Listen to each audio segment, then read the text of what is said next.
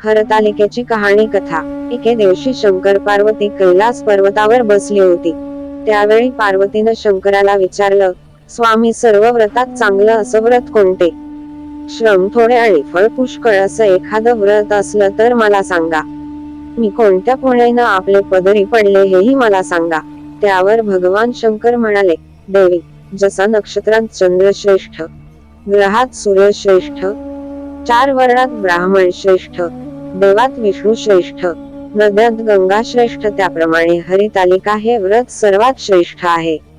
त्यावर माता पार्वती म्हणाल्या, स्वामी, तुम्ही हे व्रत मला सांगाल. तेव्हा भगवान शंकर म्हणाले, हे हरितालिका व्रत आणि याचे महत्त्व ते तुला सांगतो. तेच तू पूर्वजन्मी हिमालय पर्वतावर केलंस आणि त्याच पुण्यानं तू मला प्राप्त झालेस, ते व्रत ऐक. हे व्रत भाद्रपद महिन्यातील पहिल्या तृतीयेला करावं. ते पूर्वी तू कसं केलंस ते मी तुला आता सांगतो. तू लहानपणी मी तुला प्राप्त व्हावं म्हणून मोठं तप केलंस. 64 वर्ष तर झाडाची पिकली पानं खाऊन होतेस. थंडी, पाऊस, ऊन हे तिन्ही दुःख सहन केलेस. हे तुझे श्रम पाहून तुझ्या बापाला फार दुःख झालं व अशी कन्या कोणाला द्यावी अशी त्याला चिंता पडली. इतक्यात तिथं नारद मुनी आले. हिमालयानं त्यांची पूजा केली व येण्याचं कारण विचारलं. तेव्हा नारद म्हणाले, तुझी कन्या उपवर झाली आहे, ती विष्णूला द्यावी, तो तिचा योग्य नवरा आहे. त्यांनीच मला तुझ्याकडे मागणी करण्यास पाठविलं आहे, म्हणून इथं मी आलो आहे. हिमालयाला मोठा आनंद झाला. त्यांनी ही गोष्ट कबूल केली. नंतर नारद तेथून विष्णूकडे गेले. नारद गेल्यावर तुझ्या बापानं ही गोष्ट तुला सांगितली. ती गोष्ट तुला रुचली नाही. तू रागावलीस असं पाहून तुझ्या सखीनं रागावण्याचं कारण विचारलं. तेव्हा तू सांगितलंस, महादेवा वाचून मला दुसरा पती करायचा नाही, असा माझा निश्चय आहे. असं असून माझ्या बापानं मला विष्णूला देण्याचं कबूल केलं आहे. याला काय उपाय करावा? मग तुला तुझ्या सखीनं एका घोर अरण्यात नेलं. तिथं गेल्यावर एक नदी दृष्टीस पडली. जवळच एक गुहा आढळली. त्या गुहेत जाऊन तू उपास केलास. तिथं माझं लिंग पार्वतीचं स्थापिलस.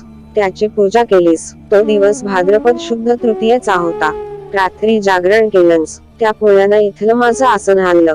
नंतर मी तिथं आलो, तुला दर्शन दिलं आणि वर मागण्यास सांगितलं. तू म्हणाली, तुम्ही माझे पती व्हावं, याशिवाय दुसरी इच्छा नाही. नंतर ती गोष्ट मी मान्य केली. मी गुप्त झालो. पुढे दुसऱ्या दिवशी ती व्रतपूजा विसर्जन केलीस. मैत्रिणीसह त्याचं पारण केलंस. इतक्यात तुझा बाप तिथं आला.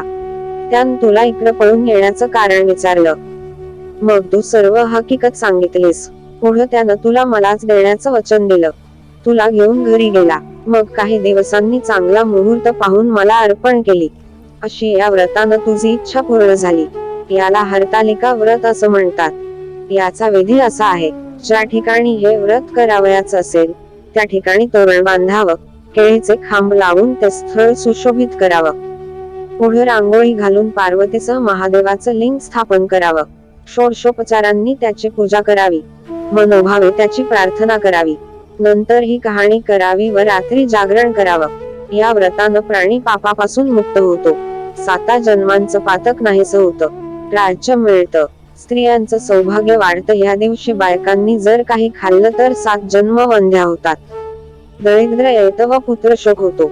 कहाणी ऐकल्यावर सुवासिनींना यथाशक्ती वाण द्यावं.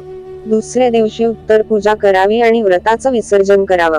अशी ही 60 उत्तराची कहाणी. 5 उत्तरी देवाब्राह्मणांचे द्वारे, गाईचे गोठे, पिंपळाचे पारी. हरितालिका व्रताची कहाणी. हरतालिका कथा सुफळ संपूर्ण.